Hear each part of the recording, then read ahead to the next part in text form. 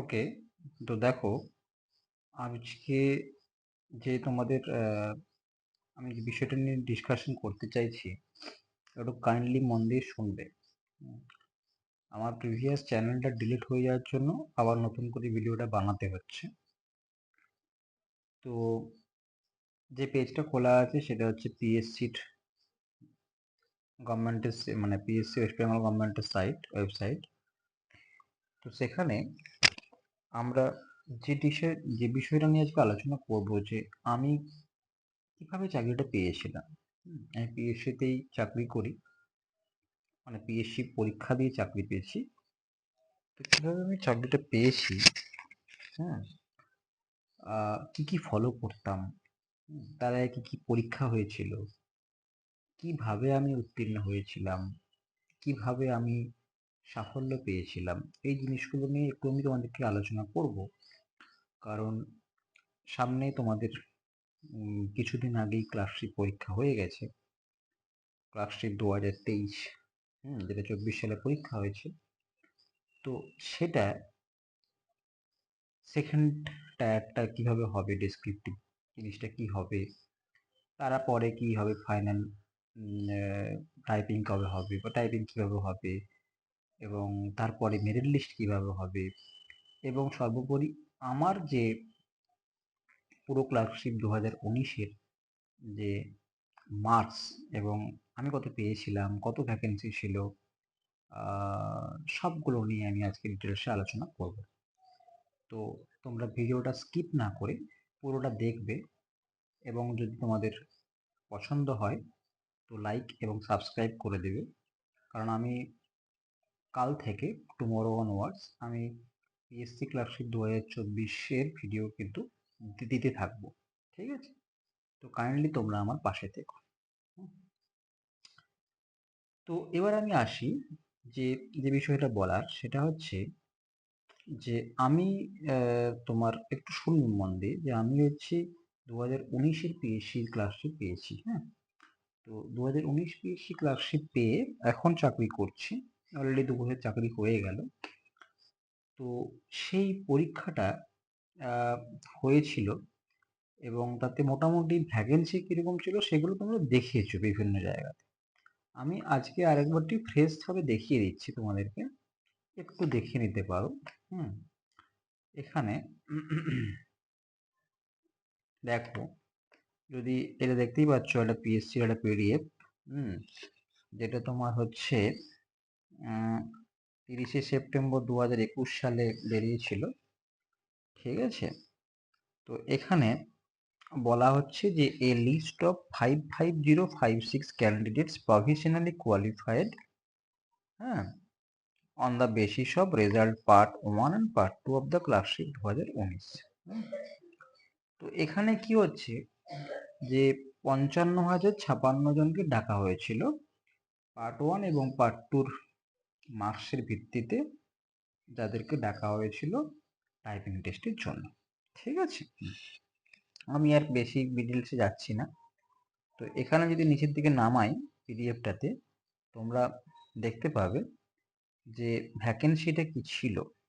ভ্যাকেন্সিটা দেখো, যে ইউআর এর ভ্যাকেন্সি ছিল 2,971, SC 1406, ST 430, OBC A 716, OBC B 505, PHLV 120, LDCP 89, 109, MSP 186, যা যা আছে সব মিলে কত ভ্যাকেন্সি ছিল? 7,227টা। ঠিক আছে? এবার এই 7,227কে যদি আমি 10 দিয়ে গুণ করি, তাহলে কত হয়? 70,000 হয়। 70,000-এর বেশি হয়। 7,227 ইন্টু 10 করলে হয় 72,270। কিন্তু ততজনকে কিন্তু পিএসসি কল করেনি। ক্লিয়ার কাট করা কথা। ডেকেছিল কতজনকে? না, ডেকেছিল, সেটা এখানেই লেখা আছে, যে 55,056 জনকে। 55,056, মানে 55 প্লাস 55 কে ডেকেছিল। হুম, কি জন্য? না, টাইপিং টেস্টের জন্য। ঠিক আছে? এইবার ভুল বলছি, মানে এদেরকে 55,000 ছেলের কি হয়েছিল, লিস্ট বেরিয়েছিল। এই যে লিস্টটা তুমি দেখতে পাচ্ছ এখানে, সেটা দেখো ভালো করে, short list for computer tested. এইবার এই 55,000 ছেলে কি করেছিল, পাস করেছিল। এদেরকে সবাইকে টাইপিংয়ে ডাকেনি, কিন্তু পাস করেছিল, এদের মার্কস দিয়েছিল, কারণ বলেছিল যে এরা তোমার পার্ট 1 পার্ট 2 পাস করেছে। ঠিক আছে, টাইপিং টেস্টে অতজনকে ডাকেনি, টাইপিং টেস্টে ভ্যাকেন্সির 1.5 গুণ ছেলেকে ডাকছিল। তো এটা যেহেতু কেস হয়ে গেছিল, এই জন্য বলা হয়েছিল যে আমরা 55,000 ছেলের নাম দিয়ে দিচ্ছি। সেখানে দেখতে পাবে যে এখানে কি ছিল, দেখো যে সিরিয়াল নাম্বার ছিল, আর রোল নাম্বার ছিল, আর এগ্রিগেট মার্কস ছিল, আর ক্যাটাগরি ছিল। সিরিয়াল নাম্বারটা মানে হচ্ছে তোমার র্যাঙ্কিং। ঠিক আছে, তো আমার সিরিয়াল নাম্বারটা আমি দেখি, সেটা আমি দেখতে চাইছি যে আমার সিরিয়াল নাম্বারটা কত। সেটা একটু দেখব। সেটা দেখার জন্য তোমাদের বলে দিচ্ছি, সেটা দেখার জন্য 3284 যদি দেখাই, দেখবে, একটু দেখো।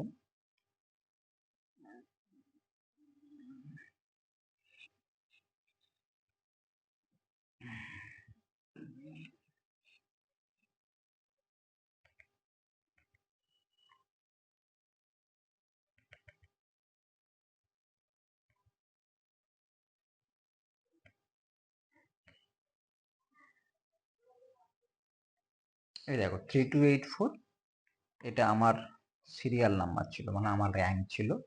টোটাল 7,227 ভ্যাকেন্সি ছিল, তার মধ্যে ধরো আমার র্যাঙ্ক হচ্ছে এটা 3284। এটা আমার রোল নাম্বার ছিল, আর আমার পেয়েছিলাম কত, 139 আউট অফ কত, 200। এবং ক্যাটাগরি কিছু লেখা নেই, মানে ইউআর। এবার আমি আসি আমার রেজাল্ট, যেটা দেখিয়েছিল যে পিএসসি একবার লিস্ট বের করেছে যে কোন, মানে 55,000 ছেলে পাস করেছে, মানে 40%-এর বেশি নাম্বার পেয়েছে। কারণ তোমার এখানে লেখা আছে, দেখো যে এই যে UR candidate securing 40% marks or above, যারা পেয়েছে তাদের সবার নাম কিন্তু দিয়েছিল। সেটা কত হয়েছিল না, 55,000 নাম। ঠিক আছে, তো এই 55,000-এর মধ্যে ভ্যাকেন্সি তো বলে দিয়েছে 7,227 জন। তো যাই হোক, এখানে যেটা বলছে, এবার মার্কস একটা বের করেছে যে কে কোন পার্টে কত নাম্বার পেয়েছে। সেটা দেখো, এই যে আমি বললাম 3284 আমার ইয়ে ছিল, 3284 আমার কি ছিল বললাম, সিরিয়াল নাম্বার ছিল, ওটা র্যাঙ্ক ছিল। এটা আমার রোল নাম্বার ছিল, এটা আমার নাম। হ্যাঁ, এর করসপন্ডিং আমি পেয়েছিলাম পার্ট 1-এ কত, 77, মানে 100-এর মধ্যে 77 পেয়েছিলাম। পার্ট 2-তে বেঙ্গলিতে পেয়েছিলাম 31, এবং পার্ট 2 ইংলিশে পেয়েছিলাম 31। তো টোটাল মার্কসটা কত পেয়েছি আমি, 139। ঠিক আছে, তাহলে বুঝতে পারছো তাহলে নাম্বারটা কত পেয়েছিলাম না, 139 আউট অফ 200। এইবার তোমাদের প্রশ্ন হতে পারে, স্যার কত কাট অফ ছিল না, কাট অফটা আমাদের প্রথমবারে যে কাট অফটা জেনারেলে নেমেছিল সেটা হচ্ছে 137। 137, এরপরে আরো অনেক লিস্ট বেরিয়েছে, তখন কাট অফটা আরো নিচের দিকে নেমে গেছে। ঠিক আছে, তো এই হচ্ছে বলা। এবার আমি আসি যে এই যে এই যে নাম্বারটা দিয়ে দিয়েছে পিএসসি, এখান থেকে বুঝতে পেরেছিলাম আচ্ছা আমি এটা পেয়েছি। এবার এই যে র্যাঙ্কটা দিয়ে দিয়েছিল, র্যাঙ্ক থেকে আমি ক্লিয়ার হয়ে গেছি। ঠিক আছে, এবার আমি বলি যে তোমাদেরকে যদি ডেসক্রিপটিভ পার্টে আসতে হয়, কারণ পার্ট 1 পরীক্ষা তো হয়ে গেছে, পার্ট 1 নিয়ে ভেবে লাভ নেই, তো পার্ট 2 কথা ভাবতে হবে আমাকে।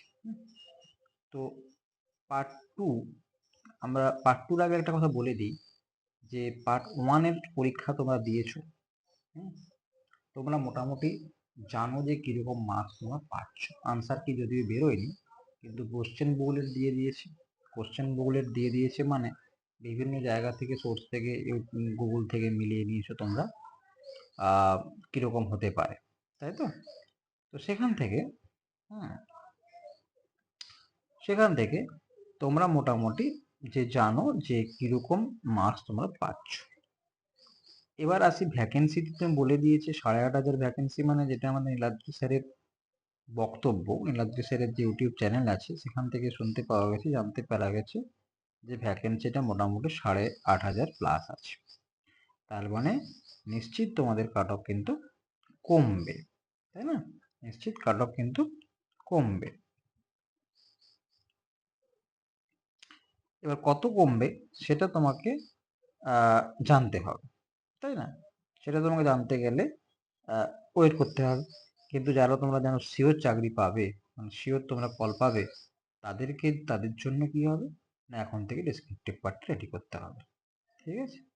তো ডেসক্রিপটিভ রেডি করার জন্য কিভাবে রেডি করবে এই নিয়ে আমি তোমাদেরকে নেক্সট ভিডিওতে আলোচনা করব।